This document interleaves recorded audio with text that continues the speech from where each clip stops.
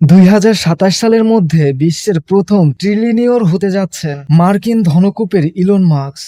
ইনফরমা content academy নামের একটি সম্পদের হিসাব সংরক্ষণকারী সংস্থার প্রতিবেদনে উঠে এসেছে এ তথ্য।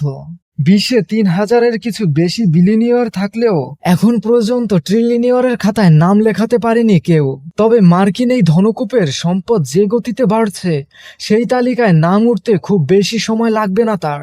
বৈদ্যুতিক গাড়ি Tesla, private rocket company SpaceX ও সামাজিক মাধ্যম এক্স এর স্বত্বাধিকারী ইলন মাস্কের বার্ষিক সম্পদ বৃদ্ধি পাচ্ছে প্রায় 110% হারে। সম্প্রতি ইনফরমা একাডেমির $1 ট্রিলিয়ন ক্লাবের রিপোর্টে বলা হয়, $250 বিলিয়ন মালিক ইলন মাস্ক বর্তমান বিশ্বের শীর্ষ ধনী। এ তালিকায় আরও আছেন ভারতীয় ব্যবসায়ী গৌতম আদানি, টেক ফার্মা ইনভিডিওর সিও জোসেন হুয়াং ও ইন্দোনেশিয়ার শিল্পপতি প্রগজো পাঙ্গেস্তো।